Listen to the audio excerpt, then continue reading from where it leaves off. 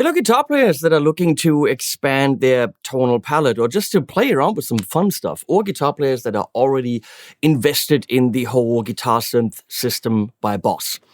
I know these are tough times right now, and if you watch this video a couple years from now, hopefully you have no idea what I'm talking about. Might be cool.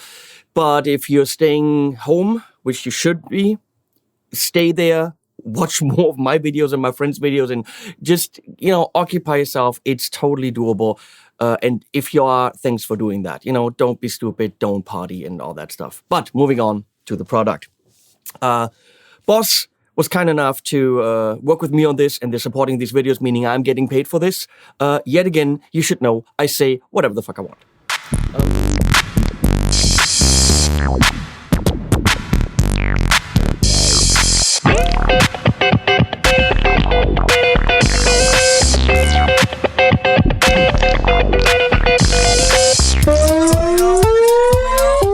Since the SY-1000, this blue thing right here, wait, I don't have Leslie today, so I'm switching myself. This thing right here is rather extremely complex and can do, hey, Exy, and can do a million things. There is no way to do this in a video, since you need to install a special pickup for it. The GK3 or similar, which then goes right here in front of your bridge, or even install a piezo bridge from Graphtec, which then goes to a GK3 right here, which you can do. All this stuff I want to cover.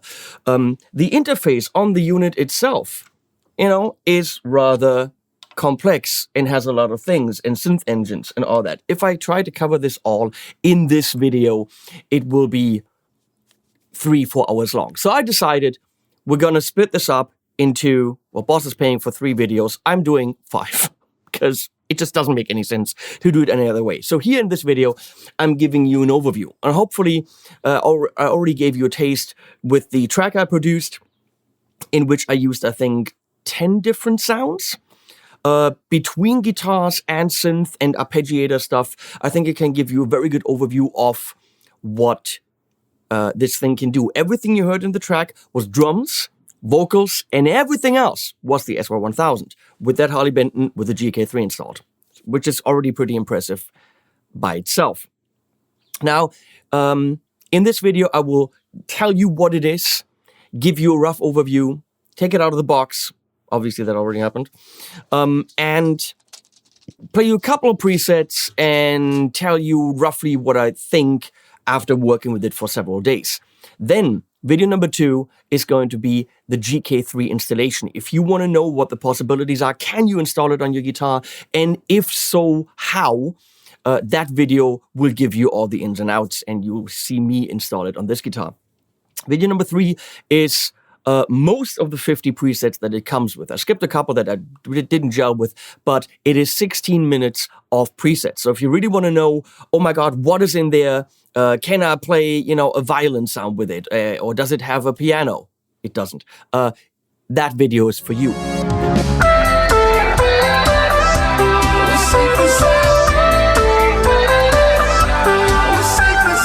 The next video is still for you if you are stuck, you're grabbed onto the idea of getting this, but you really want to know, how is the interface on it? How do I get from A to B? How do I do this? What are the individual synth engines in it? That video is about an hour long, using only the actual unit to program it. And then the last video, which I'm planning on filming today, is the software, the editor, which should be a different representation of what we see in video number 4. I haven't downloaded it. I will do that later today, but that is the 5th video. So if you're really intrigued by this video, continue watching.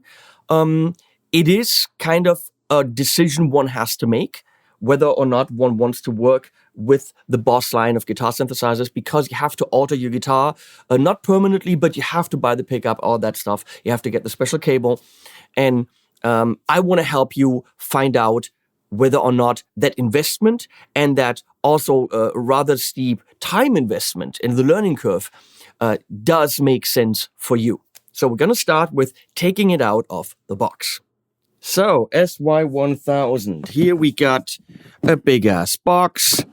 And what's in the box, if I can open this, this is how, wrong way around. SY-1000, big ass box. And now you can see nothing. So if we put this on the side right here, in the box is an adapter cable. This is a 9 volt, 2 amps. And big ass manual, which I would assume, given Boss, it's not amazing, but in many languages, but we'll check that out.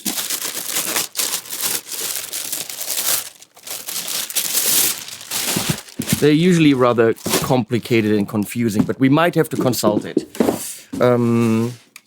So at the bottom, which is of course what you want to know, big ass rubber feet, which is nice. And there's the actual unit. No plastic on it, which is fine because we peel it off anyway. Nice riffled encoders, and they can all be pushed. Many steppies. Output on the back. We have the GK input, a guitar input, and that's cool because you can do GK and guitar. Send and return for who knows what. Stereo out, sub out, like any synth usually has, and control inputs for many different things. USB, but in the box is no USB cable. MIDI in and out because, come on, it's a synth. And power and input. And that's it. Moving on. Now, I started making this video a while ago, and then I had to stop because I didn't have the cable. This is important. It is not included in the synth and not included in the pickup. So, if you order a brand new system and you don't already have the pickup, make sure you order the GKC cable.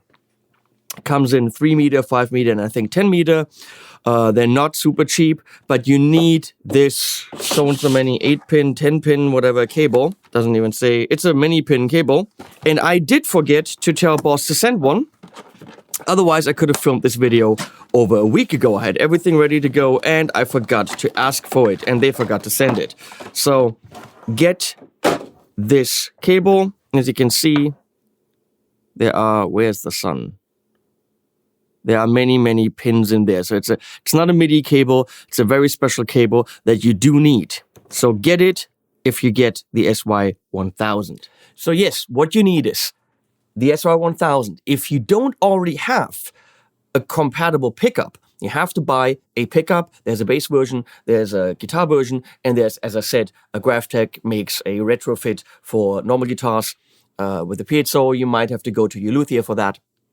But you have to get that, and you have to get the cable, which plugs in here.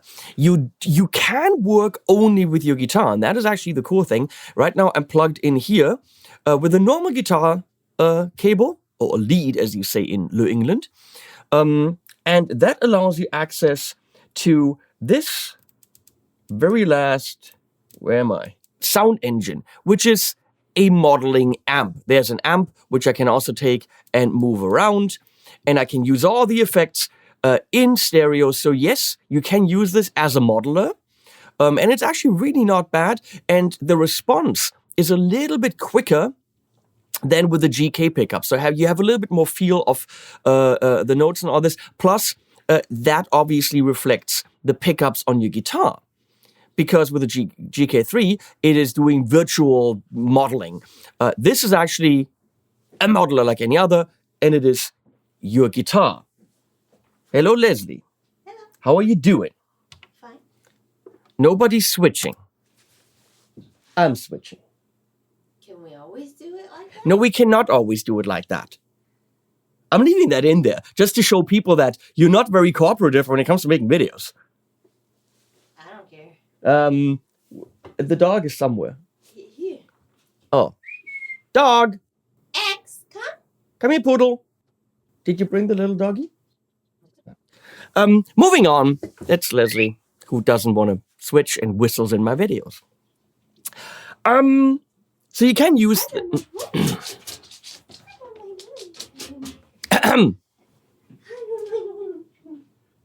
So as I was saying, you can use your normal guitar, and there's already quite a bit you can do. You can also, on the instruments, use the dynamic synth to pump your normal guitar signal into that and twist it, and you actually get synth sounds without the GK3. So there is stuff you can do, and it's actually not bad. But if you really want to go into the string separate, well, let's talk about this. I ain't afraid of no goons.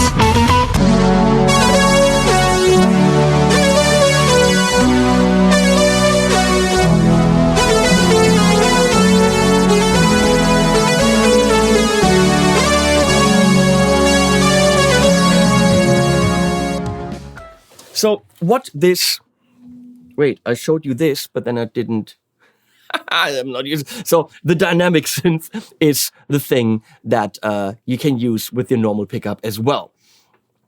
I'm sorry, I'm not used to this. Someone's switching usually for me. So, so this pickup, and usually someone would zoom in on that, but we're not, has individual pickups, meaning it's going in the SY-1000, and there you can say, wait, this string will be this loud, it will be left or right, and you can do this per instrument, and you have 3 instruments per patch plus the normal input, which is very cool. So you can really mix and match sound engines, and you can say for each individual one, this string I want to be a bass guitar, a little bit on the left for whatever reason. These 2 strings I want to be like a arpeggiator synth, and these 3 I want to be a Les Paul type guitar on the front pickup. Whereas the B string is a little bit more on the right. Yes, that shit is possible. That is amazing. And it does work. It tracks well. So, and here you technically can switch back and forth between, because you can put your guitar in here and then send it through, but I prefer to just plug the guitar in there. So this is the thing. It is a divided pickup, and you have a lot more string separation. Of course, for synthesizer sounds and stuff, it makes more sense than going with just an analog signal. So this is the whole concept. You have 3, as I already said, 3 sound engines, and some of these sound engines, as you can see right here, are guitar engines. Now, you would ask, well, but why? I'm already going in analog, and it's kind of a modeler. Why do I need that? Well, because you can go in here and actually change the guitar. So right now, the guitar I'm using, which is an HSH Strat from Harley Benton, can be a Strat or a modern Strat, or it can be a Tele, or it can be a Les Paul, or Les Paul with P90s, 335, jazz guitar, Rickenbacker, and even a fretless guitar. Now you ask, how good is that going to be? Well, I can go to Les Paul and even pick which pickup it is. Now, that is a virtual guitar. However, the results are, for me, good enough to survive in any situation where one would want to use them. For a recording in a studio where there's that many amps behind one, no. But for a cover gig, for a lounge gig, for a wedding, for recording a demo, and you only have your one guitar, like the Harley Benton, which isn't a very expensive guitar, let's say the quality of the guitar only comes into play when it comes to how it plays and how you feel with it, which is great with this guitar. The pickups aren't great in that Benton, but it doesn't matter anymore because now I'm doing the virtual guitar thing. So it actually really does make sense to record a demo with it and all this, and then later maybe replace those tracks. But it gets a lot more interesting when you're starting to mix and match these guitar sounds with a pad or a filtered synth, or even take those guitar sounds and then filter them and so on, and use the built-in effects. And there's quite a few. There's 1, 2, 3, I don't know how many delays in there that you can put behind each other with different purposes, and compression and distortion and chorusing and EQing and virtual ampage and all that stuff. So yes, it does make a lot of sense to use this as your main engine if you play wedding gigs. Realistically, with everything I have, I wouldn't this does the job. Now, when you use the GK pickup, the guitar sounds are a little bit removed. I don't want to call it latency. It is latency, but it doesn't really feel like you playing an amp. And Boss wouldn't even claim that. But it especially the Strat sound really impressed me.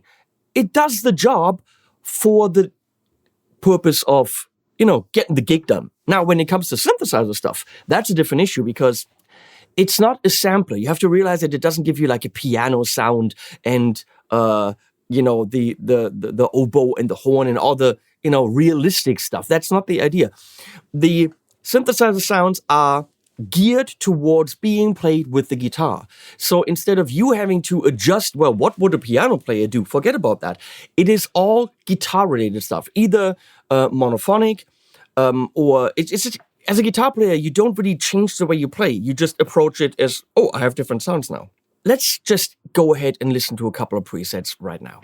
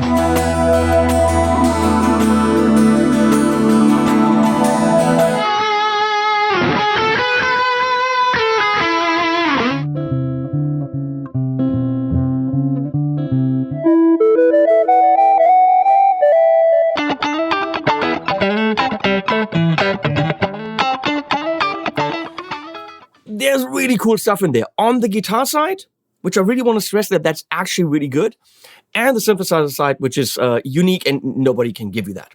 That's what you have for guitar, and roughly that's about it. On the other hand, let's talk about integrating it into your actual workflow. Now there's a main out, which you can run into your amp if you wanted to, and then you can actually set it up in the systems, in the in-out settings on how that is EQ'd. And there's a sub-out which can go to your front of house. Would be nice if there was XLR, but most synthesizers are not XLR, so you have to have a DI box. And then there's 2 extra inputs back here that are for control. And as you can see, there's bank up and down and 2 controls, which are always different. And you can see right here what they do. Okay, so for different presets, you can see that they do different things. And if you want to know what that is, you just go to this page instead of these pages. And then you have the 4 presets. But you have to know, in typical Boss style, everything here can be customized. This can have any function in the synth. Anything can have any function. Even these on the main page can have different functions right here. So this is my patch. So wait. So yeah, I can change the patch right here, but it doesn't have to be. This changes the overall BPM. It doesn't have to be. This changes the key. This can be anything you want. I really like the metal encoders with really sharp riffles. I mean, it's very cool. Oh, there's a tuner. We'll see this in another video. This is actually fully customizable. And in addition to these, you can have in the back 4 extra control stompies, meaning you can have a tap tempo or even more presets, whatever you want them to be. So it's definitely very flexible. And I really like, if you look at my hands, the size, the form factor of it's not insanely big. You could even, if you were so crazy, put this on a pedal board. Now, there's also right here a loop And if you see right here, that is a loop with send and return level and all this. And you can actually incorporate your normal pedals, whether that's a delay, a reverb, whatever you want it to be, or your favorite tube screamer. And then take this loop and move it, as you can see, wherever you want it. Right now, it will only apply to the first synthesizer. There's, as I said, 3 sound engines. But then, of course, you can also take it to the normal and put it in front of your amp. So you can incorporate your analog effects, or even your whole board, or the half the side of your board. Options are crazy. Many of them. We'll go into way more of this. Let's wrap it up and go into my 2 cents. If it was only GK controlled and only synthesizer sounds, it would definitely only appeal to a certain group of people who want synthesizer sounds. Or, think about this, people who teach, people who want guitar to MIDI, which once you go to system, MIDI, guitar to MIDI, there's a lot of options. MIDI settings, look at all of this. There's a lot of options on how to teach it what you want it to do. And so you could write tabs. Since it's individual strings, I'm pretty sure there's a way to send out the individual strings on individual MIDI channels so that your sequencer software can display it just like you're playing the chord. You know how it is. You're putting in a chord, like a piano chord or whatever, and then you have to determine how you played it. With this, I don't think you have to. So for people doing guitar notation, this is already great without even any of the sounds. I would go as far as to say, even without the synthesizer parts, the virtual guitar and the analog guitar portion is great and worth the price of admission. I'm not shitting you. For studio recording, no. But for a convenient, flexible system that makes your one guitar into many guitars, again, for the wedding guy who doesn't want to take, 3, 4 guitars, it's a practical solution. For playing around with synth sounds and pads or pop, rock, the ambient, whatever, adding just that one kind of a really cool synth pad and then going back to your normal guitar sound, which again, you can also plug in. Great. There's a lot of good things for a lot of uses and a lot of players. However, let's talk about things I don't like about it. It is an investment in money. You have to, if you're starting out, you have to get the SY-1000, it's roughly $1,000, plus the pickup, 200, something like that, I don't know, plus the cable. So yeah, you're looking at, let's say, $1,300, roughly. I think, bang for the buck, that's worth it. But it is not like a Helix or a GT1000 or any of those things that you get, you plug in your guitar, and you're good to go. No, it's not. There is quite a steep learning curve. And let's talk about this, the manual. They're always like, oh, lots of information here in 10 different languages. So realistically, the manual is this right here. That's the manual, which literally only tells you how to navigate the thing, how to save things, how to get from one to the other, and how to move things around. That's it. And that's not enough. Realistically, please, boss, if I spend this much money, give me a printed manual.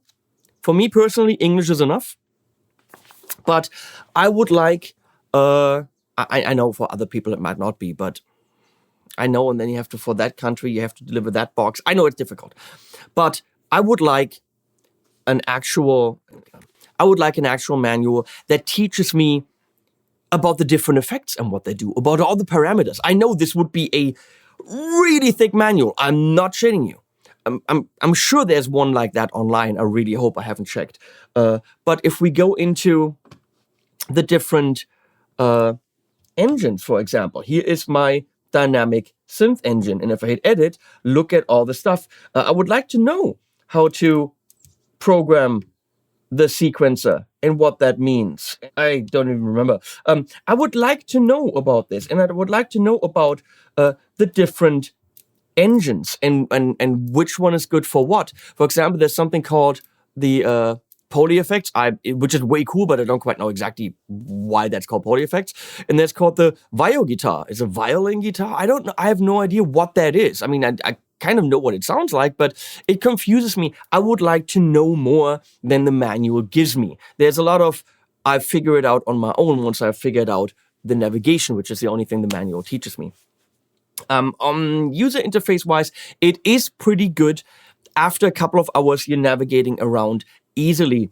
However, this is the main encoder to get around menus. And as you can see, I can go left and right. But right here, there's up, down, there's all this stuff. So if I want to get from here to down here, I literally have to go through this line. And it's not great. As this is the main encoder, I would like this kind of to be bigger, maybe give it a different color, put it here. So I kind of feel like, okay, this is my main hub, and maybe even make it a push stick or put a cross underneath so I can jump from here up by just going up, left, right. Or even better, I mean, it's freaking 2020. Why isn't this a touchscreen?